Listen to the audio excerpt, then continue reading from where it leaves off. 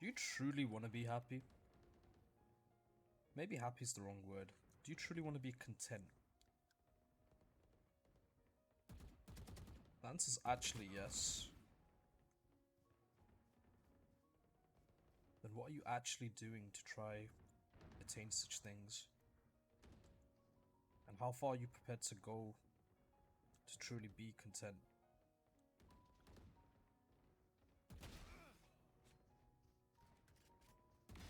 No, you don't. I think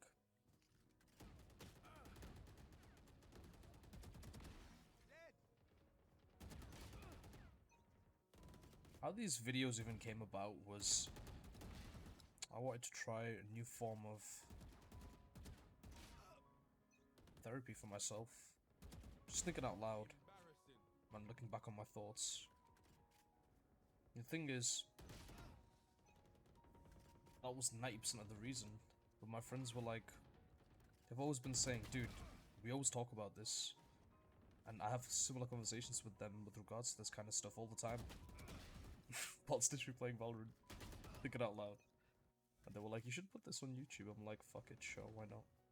That's it. If you identify with the thought, then I'm hoping maybe it can help you get some kind of mental clarity and ease.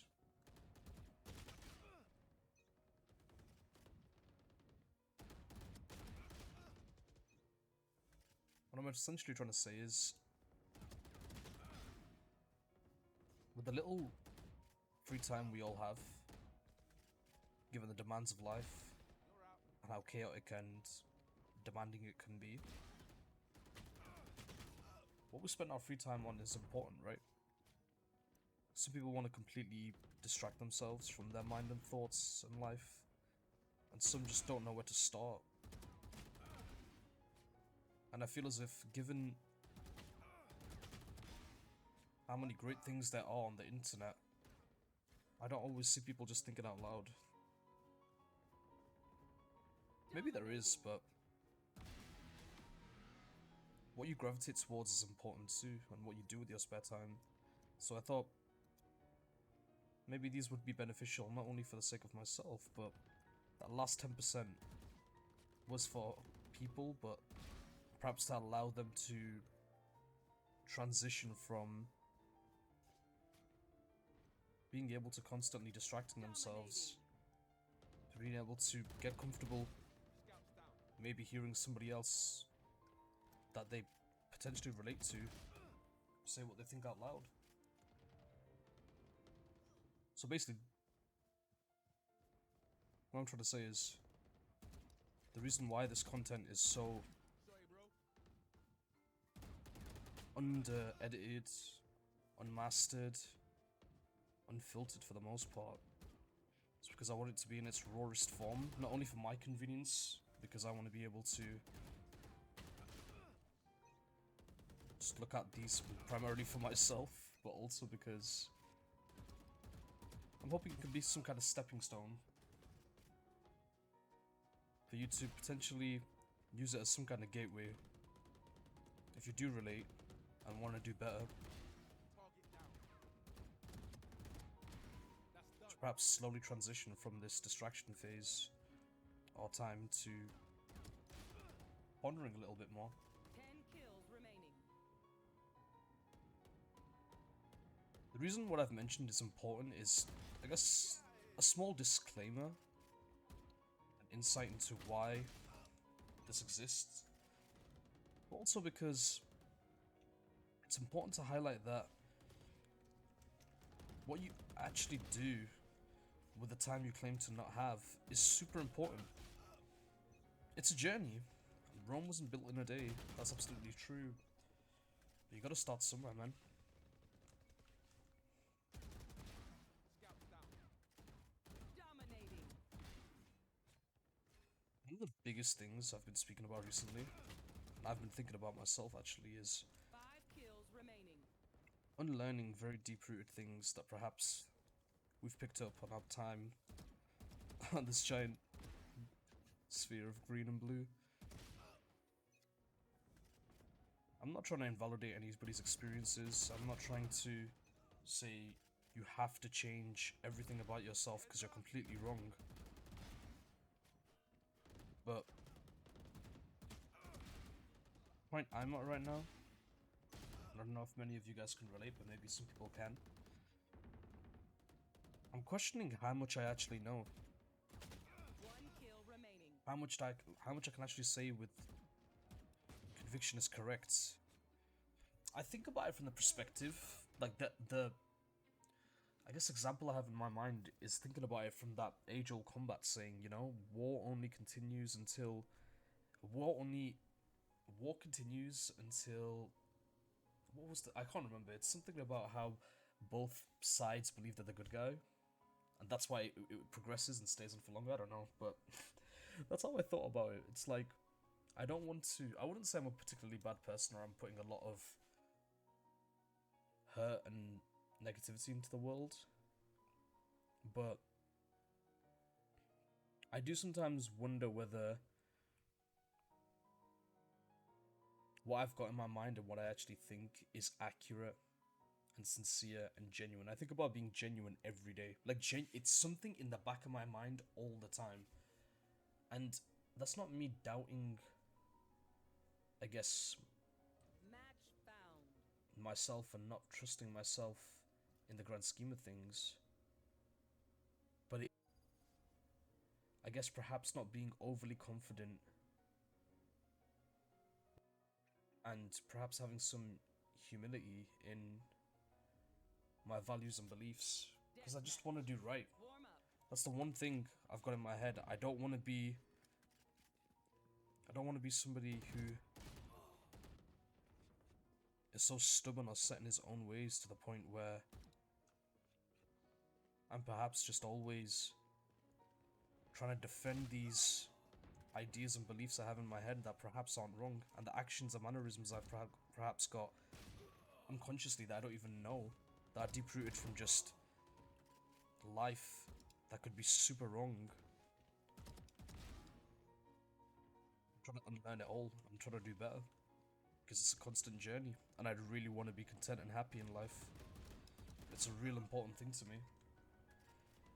A lot of it comes from purpose and fulfillment and sincerity. But it is me just wondering if I've been wrong about other things before.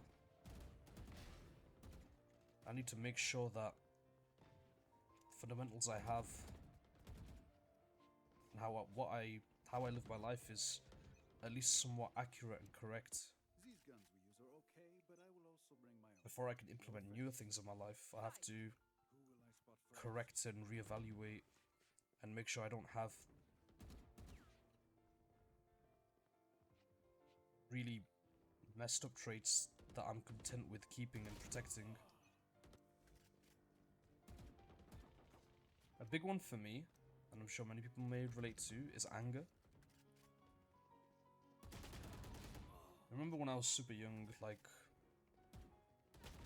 very vicious. Even minor agitation or annoyance, I'm ready. Razor blade tongue, man. It's not okay. I can't miss.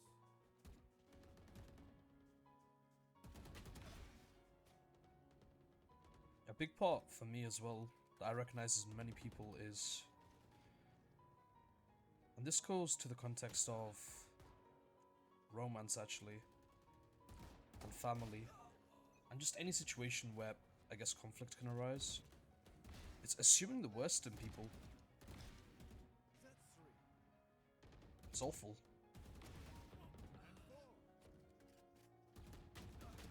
Touched on this briefly on a different video, but it's like, where does your mind gravitate towards as soon as you have a disagreement or something goes wrong? It's so hard to compose yourself or not assume the worst in somebody during a situation that you're uncertain or is unclear. So if we go to making horrible conclusions or assuming the worst with little to no benefit of doubt, could we be surprised if we're the reason for our own demise? Because it's as if that microprocess in itself is just the reason why we feel so let down and alone. You know what I mean? If you really think about it, that one thing alone has a ripple effect on so many of our relationships, be they platonic or non-platonic. And even just interactions. Just assuming the worst. It keeps you on edge, it can make you paranoid, it can make you completely lose faith in people right away. Like, literally, there is so many things that can go wrong from just that one thing alone. In varying contexts.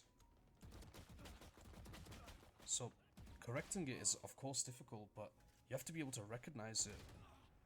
And when you acknowledge that it may occur, you have to be able to not act on these things.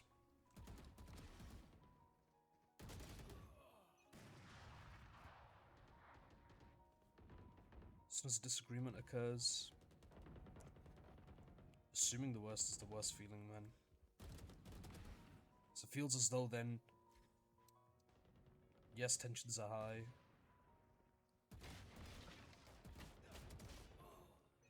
But you do that for people you love and respect, to just hold back a little bit. To just give them, like, you can't, it feels as though when you do this, when you do assume the worst, you're just invalidating any good they've had within them. As if you never trusted them or had faith in them in the first place. This is how people feel, man. Like, from the receiving side, when you have said trait that I'm talking about, of assuming the worst with no benefit of the doubt. And that's one of many things that affect people on a day-to-day.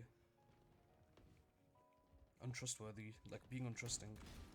Think about it, we all believe it, right? We've all heard it at some point. It's like, don't trust anybody, protect yourself. Living that mindset is gonna keep you just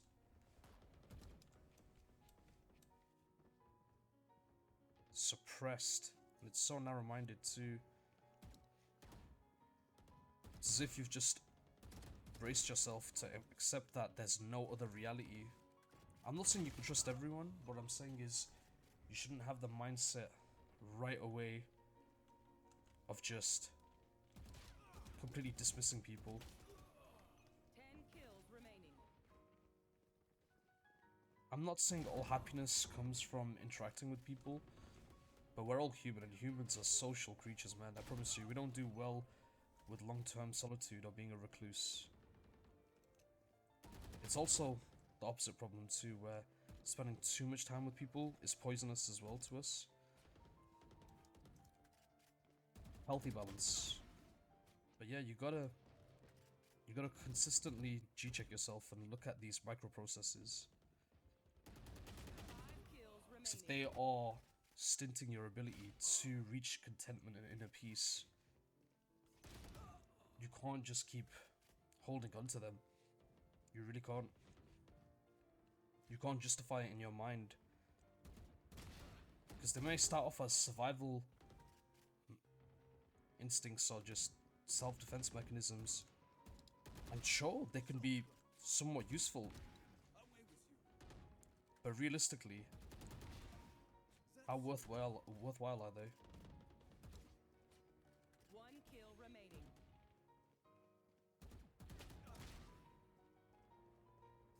If you don't help yourself, nobody else will. So be prepared. And when I say how far are you willing to go to be content, one of the requirements is for you to be willing to develop, take accountability of these microprocesses, truly G-check yourself, and not act on them. It's hard. It's so difficult to do. But go that extra mile for yourself now, and your future self will look back and be so glad of the decisions you made. I hope we all finally get a happily ever after, man. I really do.